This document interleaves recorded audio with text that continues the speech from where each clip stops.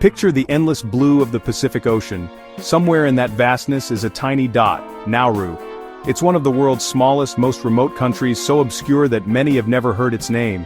Getting here is an adventure, a single airline, a runway that halts traffic, and a sense that you've truly left the familiar behind. As you land, you see a small, oval island ringed by white coral and turquoise water, with a strange, raised interior. This isn't a postcard paradise, no volcanic peaks, no dense jungles, just a quiet mystery. Life here is simple and slow, no big hotels, no tourist crowds. People wave as you pass, their welcome genuine. You're not just a tourist, you're a guest in a close-knit community. Nauru is a place of paradox, natural beauty beside scars of a difficult past, pride mixed with stories of hardship. To understand it, you have to look deeper. Listen to the land and its people. The island's story is complex, layered with incredible highs and devastating lows. Stepping off the plane, the humid air and the island's unique rhythm greet you. The first impression is powerful, a nation shaped by isolation, resilience and change. Here, every detail sparks questions. What happened here and what does the future hold? Nauru's journey is as thought-provoking as it is unforgettable. It's a trip to the heart of what it means to be a nation in the modern world. This is Nauru, remote, mysterious, and waiting to be discovered. The adventure begins the moment you arrive. For centuries, Nauru was a quiet island, its people living off the land and sea, but hidden beneath the soil was phosphate. Ancient bird droppings turned to gold for modern agriculture. When mining began in the early 1900s, everything changed. After independence in 1968, Nauruans took control and wealth poured in. For a brief time, Nauru had one of the world's highest per capita incomes. Islanders bought sports cars, traveled the world, and invested in global real estate. The island imported everything and traditional ways faded fast. But the phosphate was finite. Mining stripped away the land, leaving a barren interior. 80% of Nauru became unusable, and the environment suffered. The wealth came at a terrible cost, to the land, the culture, and the people's health. The bird poop billionaire's story was always on borrowed time. Every day the treasure shrank, and with it, Nauru's prosperity. The boom was dazzling, but the clock was ticking. The consequences would soon be impossible to ignore. By the 1990s, the phosphate was nearly gone, the money stopped, and Nauru's economy collapsed. The government couldn't pay salaries, investments vanished. The dream became a nightmare. Nauru went from rich to poor almost overnight. Air Nauru's planes were repossessed, overseas properties sold, and infrastructure crumbled. Abandoned sports cars rusted by the roadside, a haunting symbol of lost wealth. A generation raised in comfort now faced hardship, lacking traditional skills like fishing and farming. Imported food became unaffordable and health crises followed. Nauru now has one of the world's highest rates of type 2 diabetes, a tragic legacy of sudden wealth. Desperate for income, Nauru became a tax haven and hosted Australia's offshore asylum center, bringing controversy and new challenges. The island's decline is a cautionary tale. Relying on a single resource is dangerous. The scars of the bust are everywhere, both on the land and in the lives of its people. Nauru was forced to confront a harsh new reality. The story is a warning for us all. What happens when the well runs dry?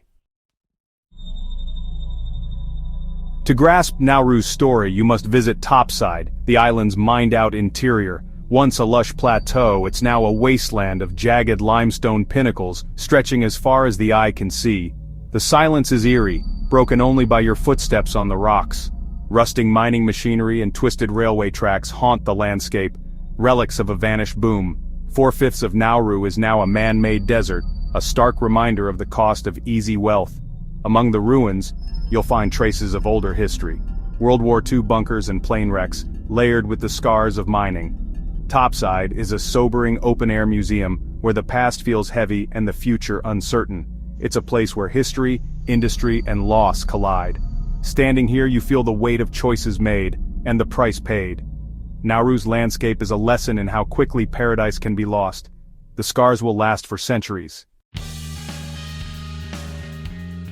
After Topside's desolation, Anibare Bay is a breath of fresh air, a crescent of white sand and turquoise water. Palm trees sway, families gather, and the Pacific stretches endlessly. It's the island's postcard paradise, a place of joy and community.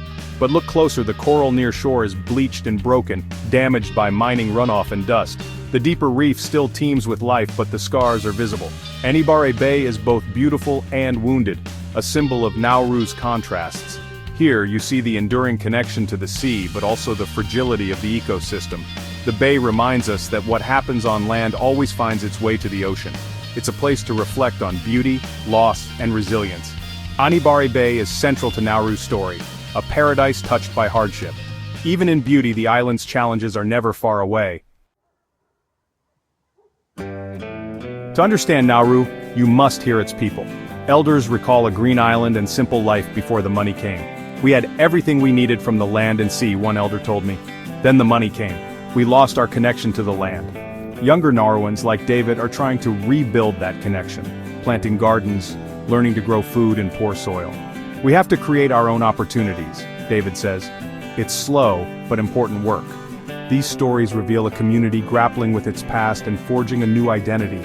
Families pull together, neighbors share what little they have, and love for the island endures. The Nauruan people are resilient, weathering storms of change with kindness and determination.